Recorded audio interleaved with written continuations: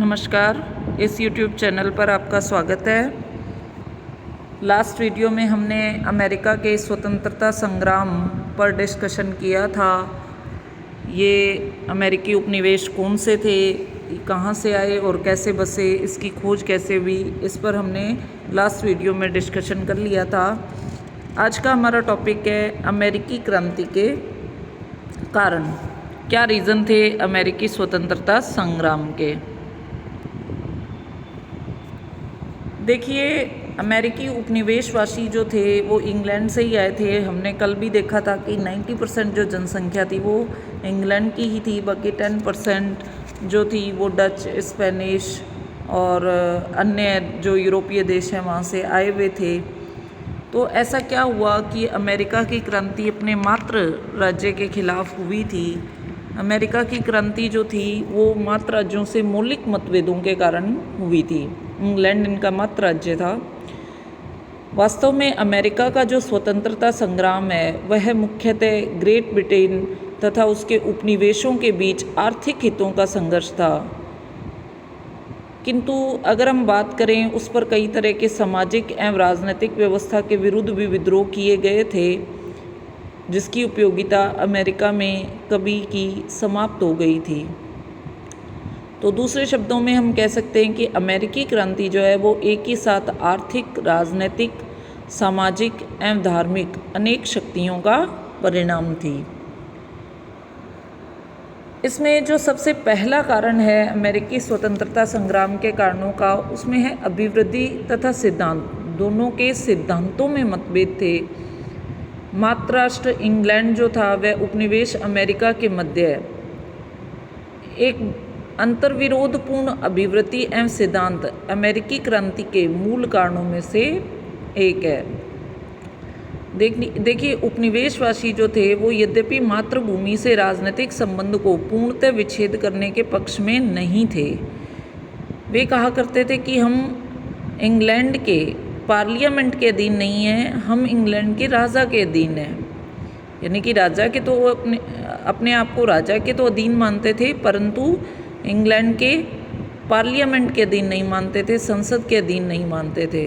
तो पूर्णतः भी संबंध विच्छेद नहीं कर रहे थे, परंतु वे इस बात को अब और सहने को तैयार नहीं थे कि उपनिवेशों को केवल लाभ का साधन बनाया जाए। उपनिवेशवासी समानता और स्वायत्त शासन चाहते थे। इस प्रकार के तत्वों का उदय इस सिद्धांत से प्रेरित था। एक ऐसा वर्ग था जो इन सिद्धांतों को प्रेरित कर रहा था। दक्षिणी राज्यों के जो प्लांटर थे अथवा बड़े किसान थे, वे इंग्लैंड के महाजनों के ऋण के नीचे दबे हुए थे। उनका विश्वास था कि अगर इंग्लैंड से संबंध विच्छेद होने पर वे अपने ऋण के भुगतान से बच जाएंगे। इसी के साथ एक मध्यम वर्ग था जो उपनिवेशी शासकों के विशेष अधिकारों और सुविधाओं से घृणा करता था। इस वर्ग में नगरों के व्यवसायी तथा देहात के जो छोटे किसान थे, मैकेनिक थे, ये सभी पढ़े लिखा वर्ग था, ये सभी इसमें सम्मिलित थे।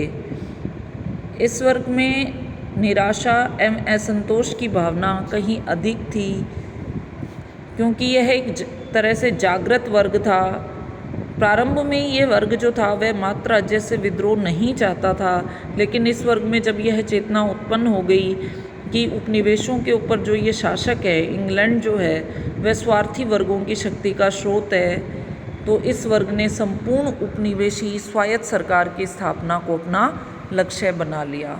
इस प्रकार से समानता और स्वायत्त शासन, अपना स्वयं का शासन उनकी प्रथम मांग थी। इस विचार से प्रेरित होकर भी उन्होंने स्वतंत्रता के लिए संघर्ष किया।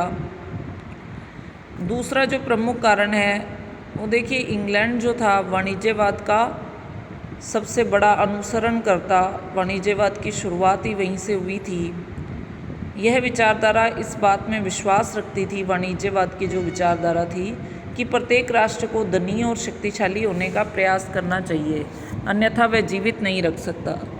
तो इस विचारधारा को फॉलो करते करते इंग्लैंड में यह लगभग परंपरा ही बन गई, हम कह सकते हैं कि एक तरह का धर्म ही बन गया, जिसके कारण कि इसने हर देश को अपना उपनिवेश बनाना शुरू कर दिया और खुद साम्राज्यवादी देश बनकर उभर कर सामने आया और उपनिवेशों से ये पूरा लाभ उठाने की कोशिश करते थे।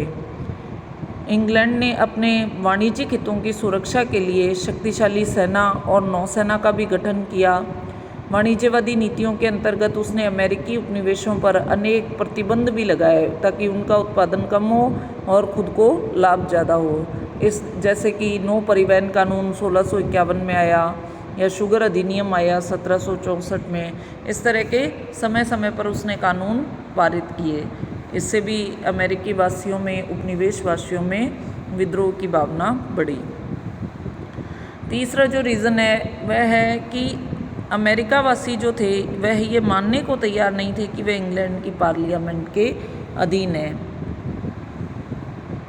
जबकि इंग्लैंड की सोच ये थी कि वहाँ की जो संसद की शक्तियाँ हैं उस पर किसी भी प्रकार का कोई प्रतिबंध नहीं हो सकता। उपनिवेशवासी इंग्लैंड की इस रूढ़िवादी विचारधारा को समाप्त करना चाहते थे। उनकी धारणा यह थी कि संसद की शक्ति किसी मौलिक कानून के सामने सीमित हो सकती है, यानी कि आपको कुछ मौलिक अधिकार हो सकते हैं जिन पर संसद हस्तक्षेप नहीं कर सकती। अधिकांश अंग्रेज अधिकारी जो थे उनका विश्वास था कि पार्लियामेंट एक ऐसी शाही सत्ता है जो इंग्लैंड की तरह उपनिवेशों पर भी अपने अधिकारों को समान रूप से व्यवहार में ला सकती है, जबकि अमेरिकी नेता यह मानने को तैयार नहीं थे। उनका कहना था कि वे इंग्लैंड की पार्लियामेंट के अधीन नहीं हैं, उनका वैधानिक संबंध केवल सम्राट से है। वे ये मानते थे कि समुद्र पार उपनिवेश स्थापित करने की स्वीकृति इंग्लैंड के बादशाह ने ही उन्हें प्रदान की थी और बादशाहों ने ही उनकी सरकारों की व्यवस्था की है।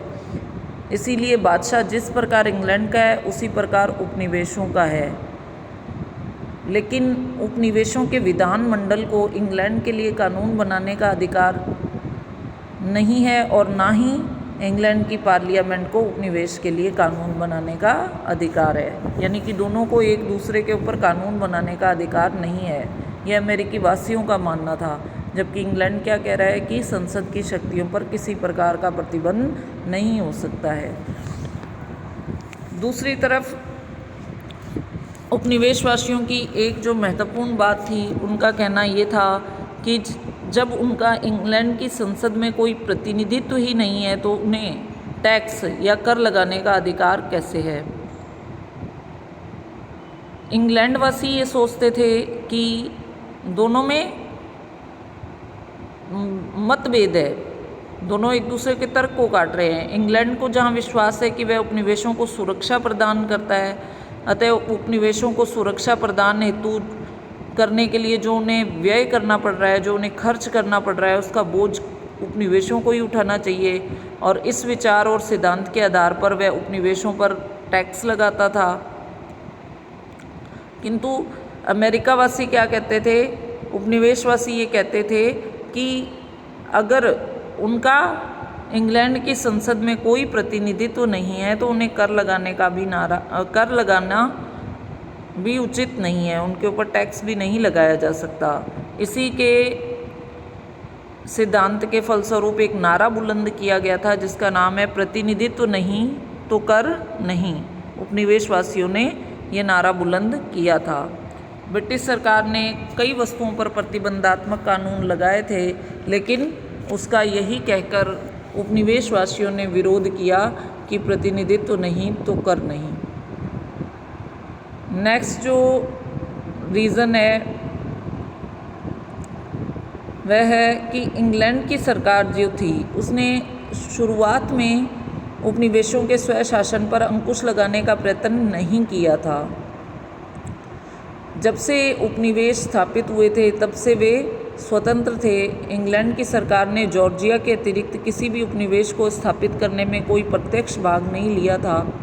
सरकार द्वारा विभिन्न करों को लगाए जाने के पश्चात जब उपनिवेशों की स्वतंत्रता में बाधा उपस्थित हुई तो उनमें असंतोष पनपने लगा और यही असंतोष क्रांति में बदल गया। तो एकदम से इंग्लैंड की सरकार द्वारा टैक्स लगाए जाना या अपनी नीति बदल देना, ये भी अमेरिकी स्वतंत्रता संग्राम का प्रमुख कारण रहा।